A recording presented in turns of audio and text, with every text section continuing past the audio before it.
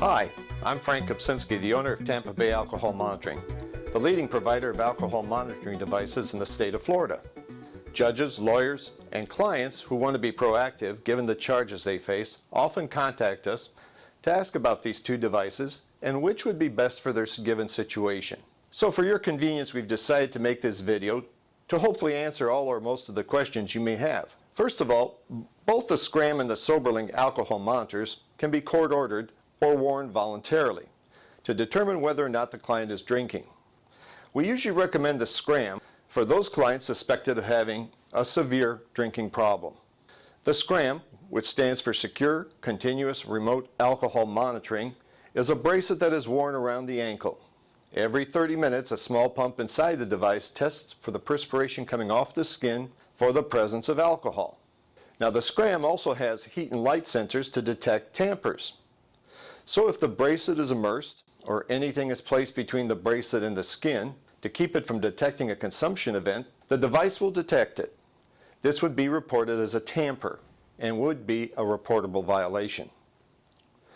With the SCRAM, showers are acceptable, but since the bracelet cannot be immersed, swimming, baths, hot tubs, and whirlpools are not permitted. It also requires that the bracelet's information be downloaded to a base station 3 times a week. So a phone line is currently required, especially if house arrest or curfew has been ordered as well. If SCRAM alcohol monitoring is ordered and the client does not have access to a phone line, the client must come into the office once a week to download the data. But is the SCRAM right for everyone? There are a number of conditions and situations which would call for an alternative device such as a Soberlink. For example, if the client has a rash, severe infections such as MRSA, scarring, pins, screws, or in the ankle area. Other considerations would be medical conditions such as diabetes, hypertension, pregnancy that might cause poor circulation or swelling. Finally, if the client has allergies to metals, usually indicated by the fact that they've had previous skin reactions when wearing inexpensive jewelry. Work may also prevent the wearing of the SCRAM. Those working around flammable gases, such as physicians and nurses working in cardiac catheter labs or operating rooms, and employees of gas refineries, due to sparking when the pump is activated. Because the bracelet has a noticeable buzz, some professionals may find this a distraction at work. So what can we recommend as an alternative? We recommend the Soberlink. The Soberlink is a self-contained unit that can easily be carried in a purse or briefcase. Instead of wearing a SCRAM bracelet that tests the perspiration from the skin, the client would blow into the device 4 times a day, usually at rising, lunchtime, dinner time, and prior to going to bed. These test times can be scheduled and the client reminded by means of a text. Additional testing is required every 30 minutes if an alcohol reading has been detected until the BAC, or blood alcohol concentration, returns to 0.00. We will also request that the client perform random tests. It is required that before performing a breath test that the client must avoid eating, drinking, or smoking 20 to 30 minutes before blowing into the device. However, we do recommend that the client take a drink of water. When the test is taken, a photograph is recorded to verify that it is indeed the client.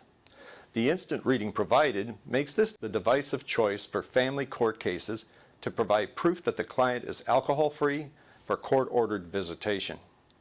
Since the device can be remotely turned on and off by computer, there is no need for the clients to constantly return to the office, therefore reducing the cost of monitoring and the inconvenience to the client of finding a ride. This is also what allows us to monitor anyone in the Southeast and is an ideal alternative to random testing required by some jurisdictions when placing defendants on probation. This is not always the case with SCRAM, as battery replacements and maintenance requires a SCRAM representative. There are also reasons that Soberlink would not be recommended. If the client has any lung disorders which would limit their ability to blow, we would recommend SCRAM or random urine testing. The use of both of these devices is growing daily, not only because they are safe, cost-effective alternatives to jail, but also because they keep clients working so they can continue supporting themselves, their families, as well as pay their fines and court costs. Remember, you don't need a court order if you are in family court seeking custody or visitation rights or facing serious alcohol-related charges. Discuss the benefits of voluntarily being monitored pre-trial with your attorney.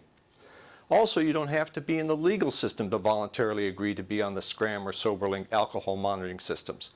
Some clients do so to prove to their spouses, an employer, college disciplinary committee, or a professional oversight organization that they are clean and sober. Finally, many alcohol treatment programs use the device to reassure sobriety in aftercare. This concludes our presentation. Thank you for watching, and if you have any further questions, just give us a call.